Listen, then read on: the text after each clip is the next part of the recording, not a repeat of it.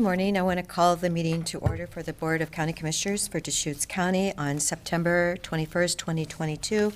Please join us for the Pledge of Allegiance. I pledge allegiance to the flag of the United States of America and to the republic for which it stands, one nation, under God, indivisible, with liberty and justice for all.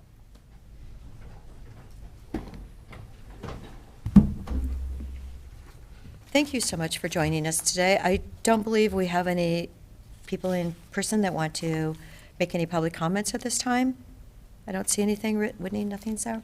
Okay, I do want... Acknowledge our AOC Oh, yes, well... Director, Gina Yes, Nicole.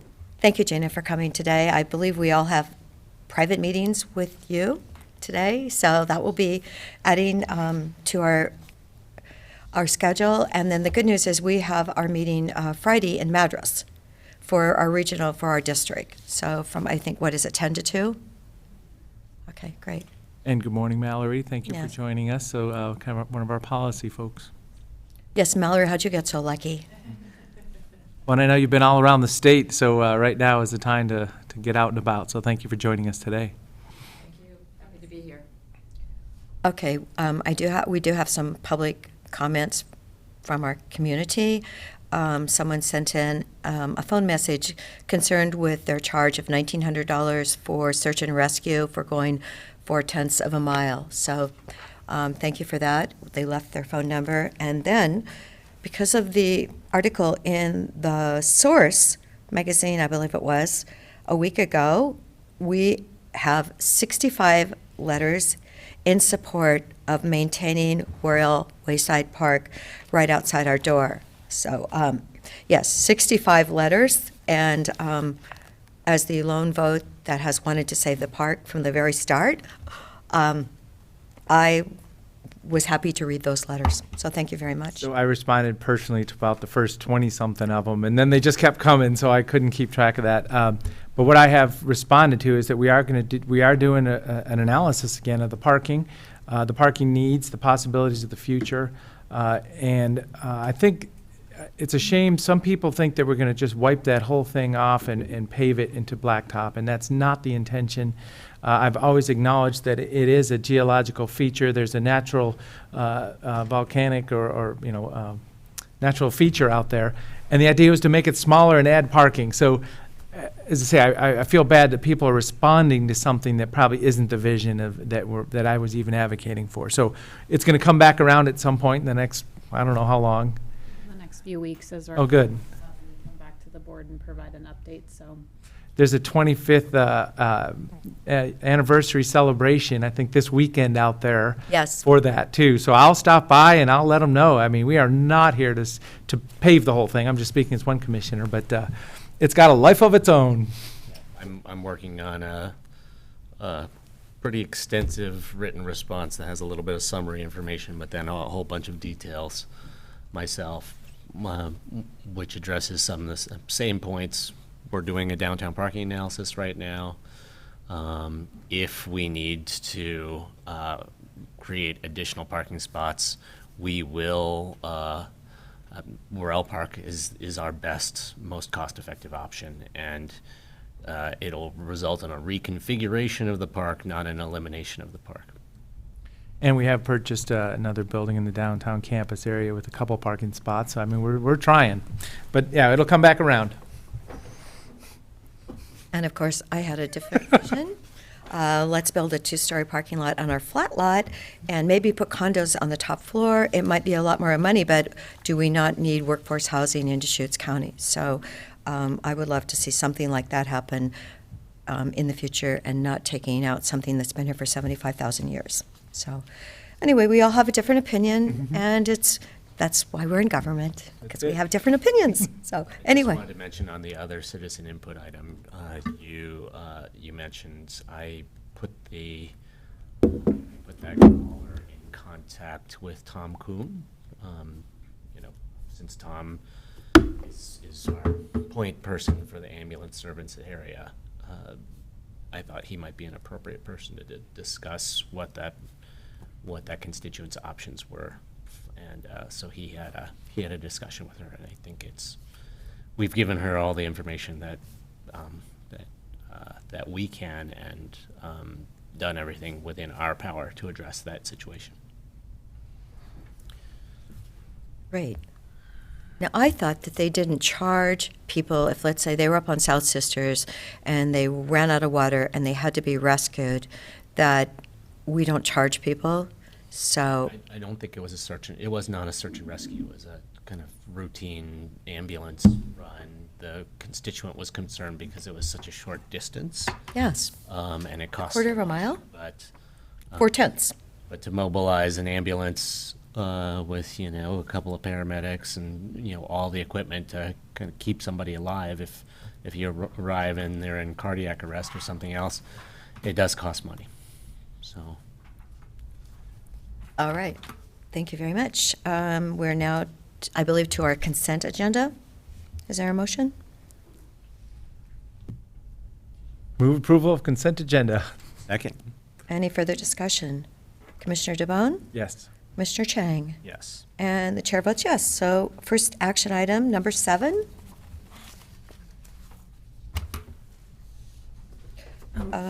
Dave Doyle. No. Good morning, Commissioners. For the record, Kim Riley, Assistant Legal Counsel. The county received a petition from Ingrid Breidolf to annex her property into the Sisters Camp Sherman Rural Fire Protection District. Annexation of property into a fire district is a fairly routine request whereby state law requires that the commission hold a public hearing and then make a decision regarding the annexation. The fire district has approved the petition, and the appropriate county departments and offices have certified and reviewed this petition. As such, we are requesting the commission move approval of Order 2022-048, declaring annexation of the subject property. Okay. Thank you, Kim. I guess my only question about this would be, the Sisters Camp Sherman Rural Fire Protection District is supportive of this annexation? That's correct. They've approved it.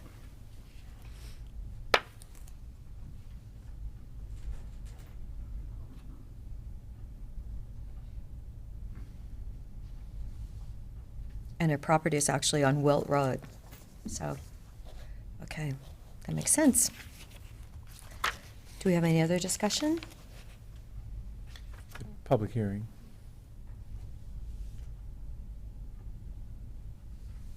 Do we need to open the public hearing then? Yes, we'll need. Okay, we'll open the public hearing. Is there anyone in the room that would care to testify on this petition to annex property to Camp Sherman from Wilt Road? Sisters Camp Sherman Rural Fire Protection District. There's no one in the room to testify? Okay. We will then close the public hearing. We want to check on Zoom? Is there anyone on Zoom, Stephanie? No, of course not. Box has been checked. I know, it's like, well, I don't see any Zoom people out there. No one raised their hand. Okay, thank you. So therefore, we'll close the public hearing. And is there discussion on this order? No.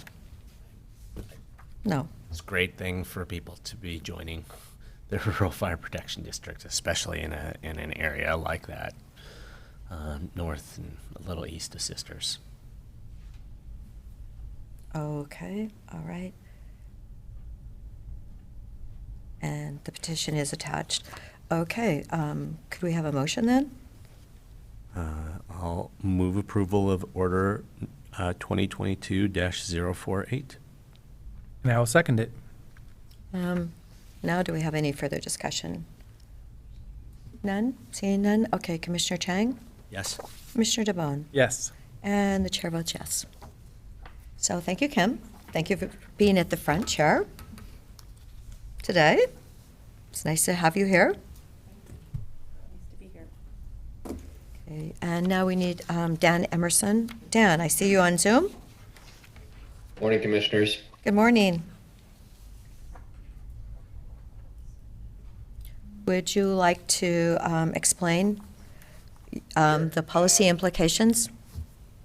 Yeah, so this is before the board today is resolution number 2022-063. We are just increasing appropriations for debt service today.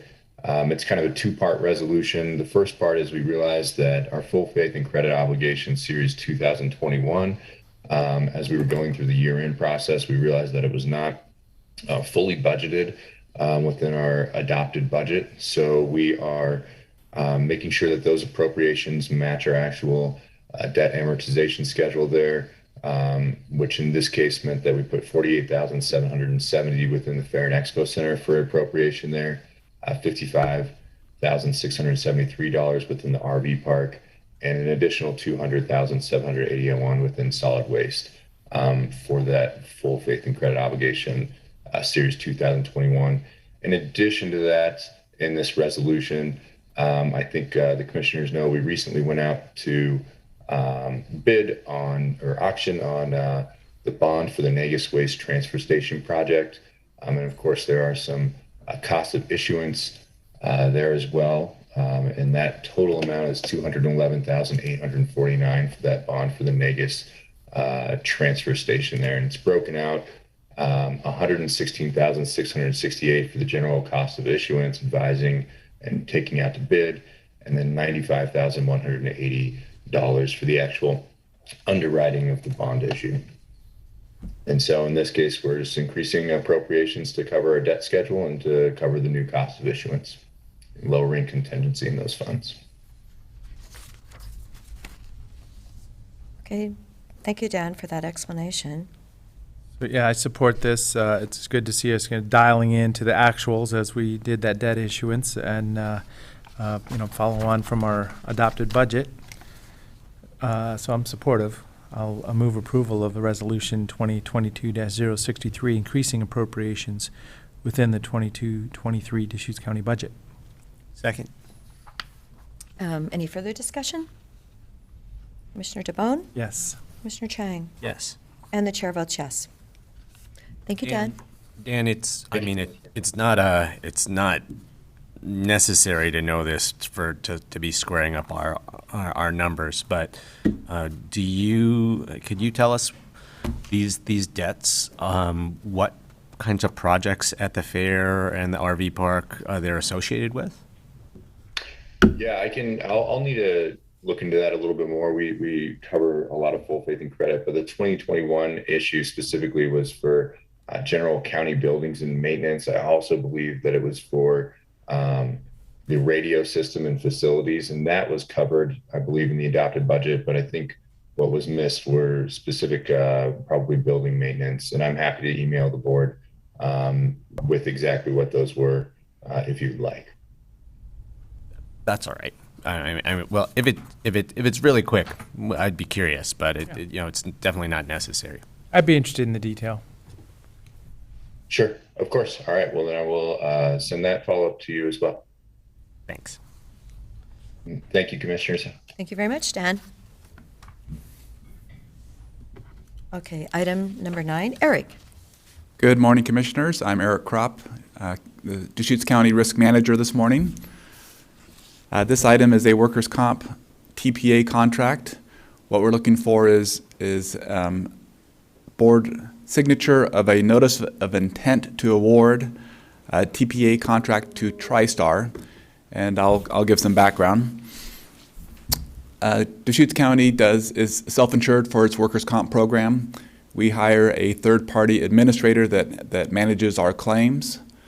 We currently have a contract with TriStar. The contract expires November of this year, so we went out with an RFP. Sarah Key, who will be joining me shortly, she's our loss prevention coordinator. She did a bulk of the work for this RFP. 3 companies responded to the RFP. One of them was deemed not responsive because they just bid a piece of the claims administration, not the full range of duties for the claim administration, so they were deemed non-responsive. The other 2 companies were TriStar, which is the incumbent, and Gallagher Bassett. There was a 3-person panel that reviewed and scored the applications. That panel included myself, Sarah, and Tim Clark. Tim Clark works for Brown & Brown Insurance Services and is our insurance agent of record. So they actually purchase insurance on behalf of the county. The criteria used to score the applications included looking at costs and fees, the team assigned to the claims, audit performance history, and the content of the proposal. Based on the score, TriStar came out on top. Companies were encouraged to offer different types of pricing. The table on the staff report shows the different options. We, in terms of determining how much each option cost, we had to assume a certain number of claims. So we process about 53 workers' comp claims per year. So we use that as a baseline to then project the costs. And the costs range from a low flat annual fee of $45,000 to a high of about $85,000. Staff deemed the flat annual fee to be the best value for the county.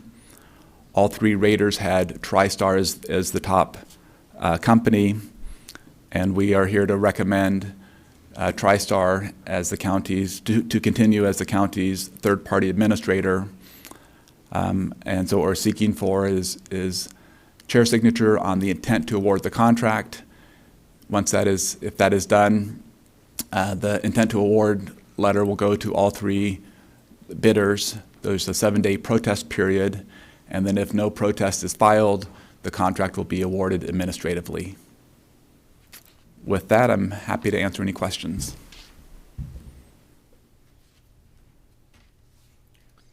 I guess my only question, so we've worked with TriStar previously, and do you have any feedback or, kind of assessment of how it's been working with them over the last few years? Yes, they've been a very good company. We're happy with them.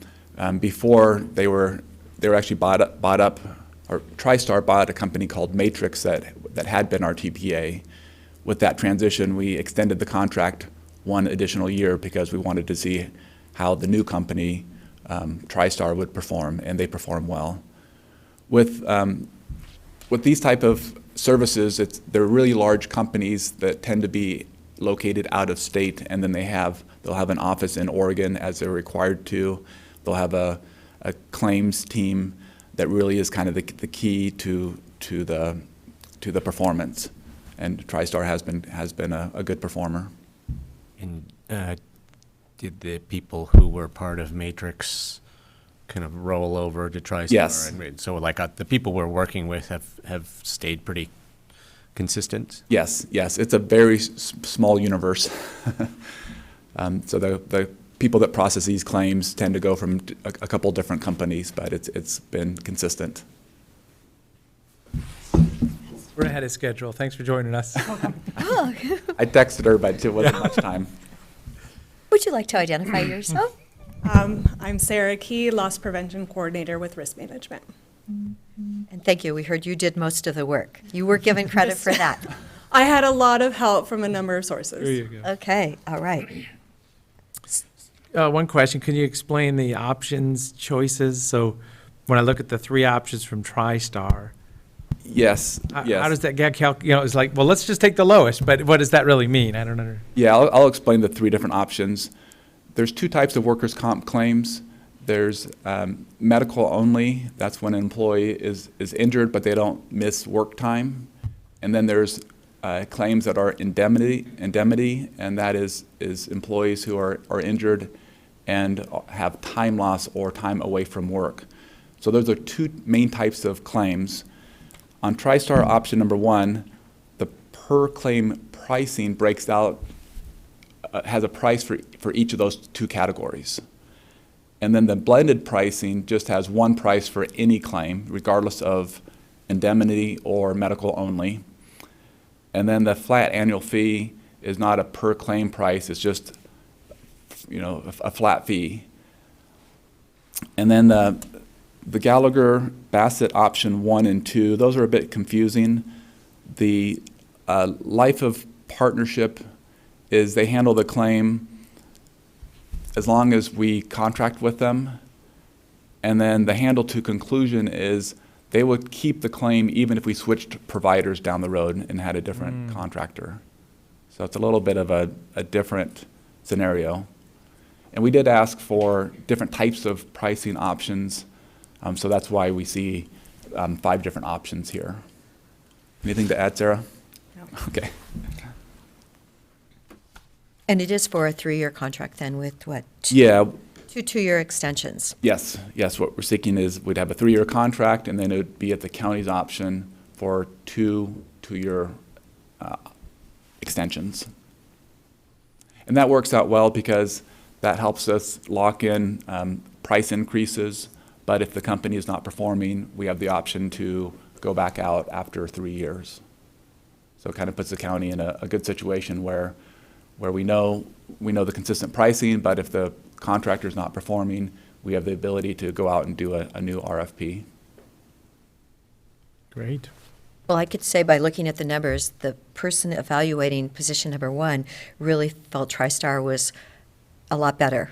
So I'm going, the point spread there is rather significant. So, that's good to see that all 3 people rated it number 1 to maintain. Yes, it was consistent. Yes, very consistent.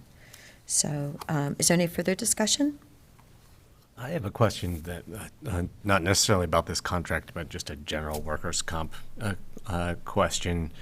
So we average something in the range of 50 claims per year. In the last 2 years, can you give me a sense of how many of those were COVID-related workers' comp claims? A total of about 4. And do you have a range of kind of or a ballpark estimate of like what kind of costs might be associated with those claims? Not off the top of my head.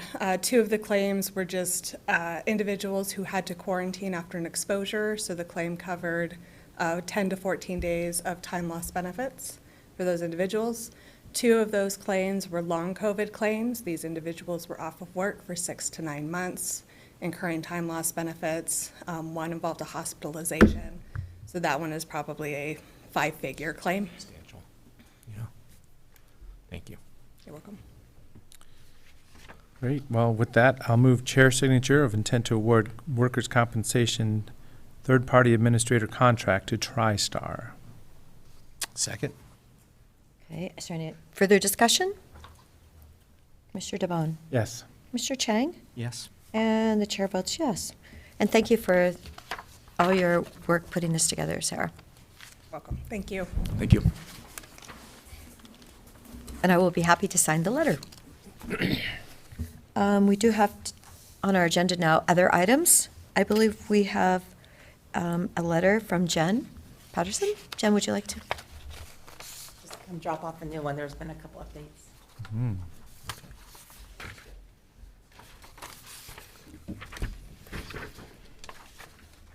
Thanks. I have the latest one, yep. Thank you.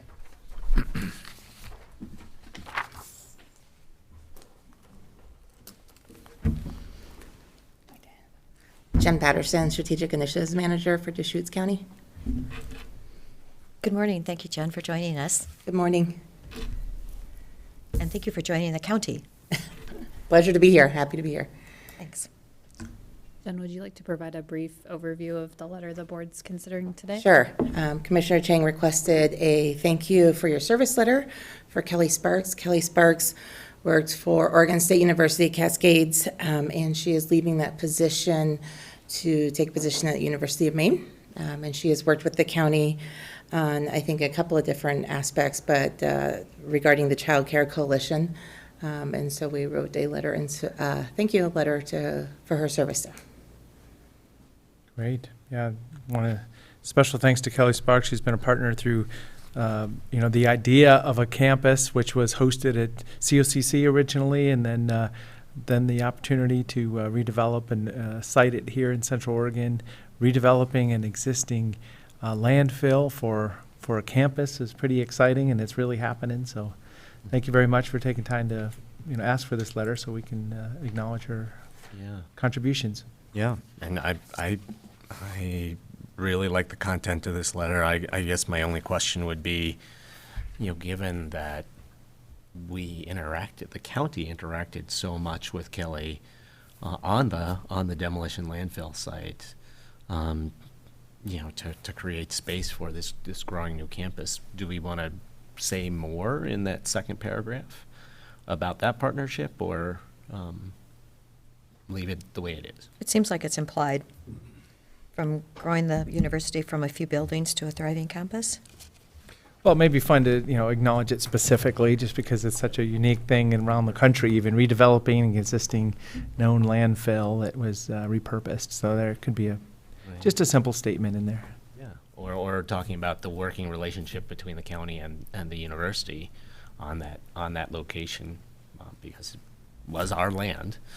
And that was the period before I was a commissioner, so I can't comment in detail about all the interactions. But if that partnership was something that we wanted to play up, Well, in the end, it was always about the what ifs. How far do you take the what ifs when you dig into a landfill? And so it took a while to get that closed up and get all the paperwork. And thank you for our legal team for helping us with that. It was quite a process, but it's exciting. It has been redeveloped. So, as I say, I'll support the letter and another sentence or so about redevelopment of that landfill. Okay, so Jen, do you want to do another revision then? Well, just great. add words. But so I'll move approval of the letter second. Okay, with edits as discussed. okay, good. All right. Commissioner DeBonne, Yes. Commissioner Chang, Yes. and the chair votes yes. Great. So thank you very much. Do we have any other items? I'll be attending the Redmond Economic Development Strategic Planning Session this afternoon. So it's the Ready Board leadership getting together, just kind of taking a moment, looking at the big picture. The world's a big changing place right now. So what are some good priorities for Ready? Our partnership with Ready, and then the east side of the town, there's capital investment being kicked off out there, and then our dispersed camping issues, and Core 3 is located out there. So as I say, the east side of Redmond will be discussed, I'm sure, a little bit today. Great. One thing that I'm particularly seeing our AOC colleagues reminds me of is that next week, there'll be a meeting, an AOC meeting relating to the reconstitution of the Local Government Advisory Committee to work with OHA and the state. And a big part of the focus is going to be kind of working with the aid and assist population. And when I saw that, I mentioned it to Janice Garceau, our incoming health services director, current behavioral health director. I would like for Janice to tune in for that meeting virtually and track the discussion so that she can help advise us as we go into the legislative session. And we're talking about, I'm guessing that with that court decision about the state hospital, that there's going to hopefully be some problem-solving work in the legislature around that issue this coming session. So it'd be great to have, in my mind, it'd be great to have Janice up to speed on some of these high-level state county negotiations and the policy debate. Well, and along those lines, for her to be the health administrator, so we want to empower her to get things done. I wouldn't ask her directly to go to a meeting because it will figure out all the things she needs to do as the new director. But, putting it in the policy portfolio, making sure somebody's following it, taking a position at Deschutes County, I can support all that for sure. Yeah, no, I mentioned the meeting to her, and she said she expressed an interest in. Yeah, but I would say if she had somebody else attended for her, that'd be okay too, is what I'm saying. Yep. It does. Anything else? And we actually did have a Firewise meeting yesterday morning in person. Thank you to Nathan Garaby for chairing that meeting. I know we are looking for our next forester to run that program, but it was well attended, and appreciate all the work that the county has done the last 4 years. The fact that we've gone up to almost 70 Firewise communities is really significant. Several people that were new Firewise community communities were attending in person. And then I did hear the story about someone who's bringing in 150 goats to clean up. And she's going to send me the literature, the contact information for that man. He runs a herd of 600 goats, but they do an unbelievable job, and they're looking forward to seeing how that works clean up, I believe, about 10 acres in their homeowners' neighborhood. So, yes, goats are coming. How do you pen in acreage for goats? Do you have a feel for Yeah, that? I've seen it done, yes. They used to do it in Hot wire? Topanga Canyon all the time. No, they don't even have to use hot wire. They just use like wire, and, they do a great job, and they clean it all up. So it's pretty amazing. That may be a good information. And you have really good dogs that you work with, probably, the Border Collie, that makes sense. Well, we've got a couple goats that probably should be out in the middle of our Yes, doing big area, but we have them in a pen, so. Yeah, no, or they'll go through the fence and then they'll be gone. So, anyway, no, So- but that was kind of, it's fun to think that they're bringing up 150 goats. Along the lines of, defensible space and fire, it was raining pretty hard at my house this morning, so just south of town, it stopped. As you can see, it's wet here, but it was raining this morning, so hopefully the fire got lots of true water this morning.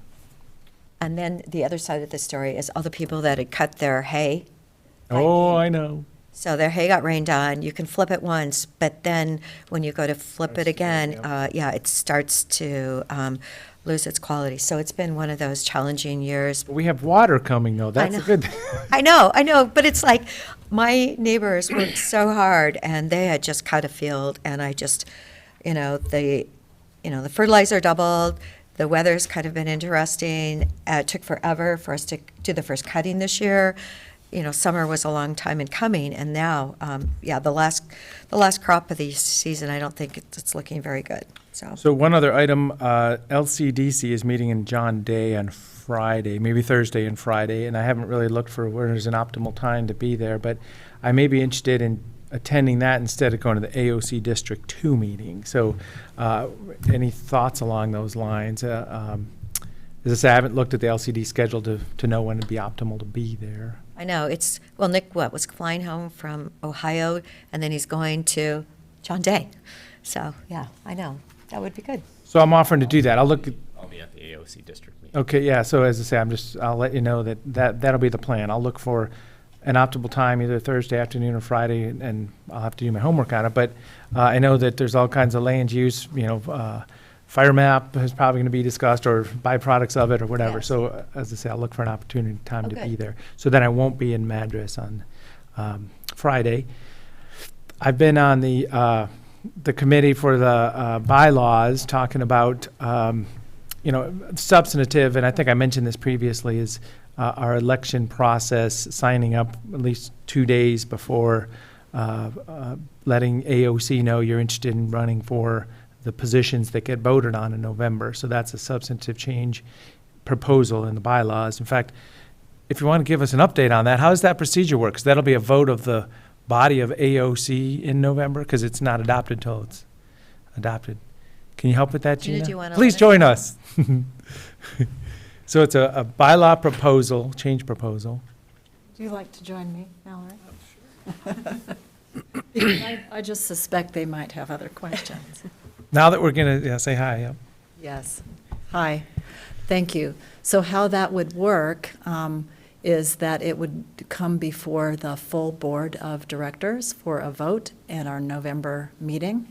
And that particular one is to move a nomination from the floor at our meeting on Thursday to 48 hours before that. The president needs to be advised who is running for office, so the whole membership knows that and can have discussions before nominations from the floor.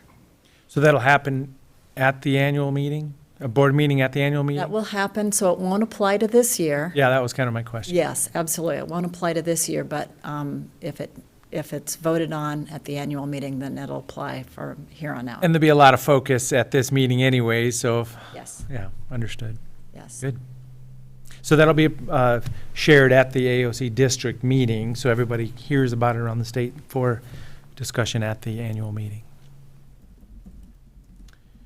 Well, and then you're here for just sit-downs with the commissioners, then making your way around the state. I was able to meet with you for about 45 minutes this morning, so it was great to see you. And then I think there was a proposal that maybe you move the meetings around, since our meeting only lasted 35 minutes this morning. It's not over yet. Remember? I know. It's not over till it's over. Right. But I was just leaving the opportunity open, because you mentioned You the mean 2 o'clock. they may want to go somewhere else? We will be meeting with your planning director and roads department today, but our time is flexible. So we have to go to Condon this afternoon, but whenever you can meet with us, I know we have set times, but if you need to move those around earlier, depending on the length of this meeting, we're open to that. Okay, great.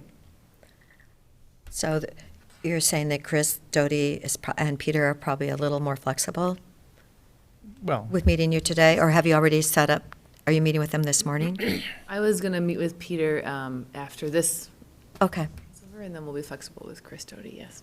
okay, good. Sounds like a plan.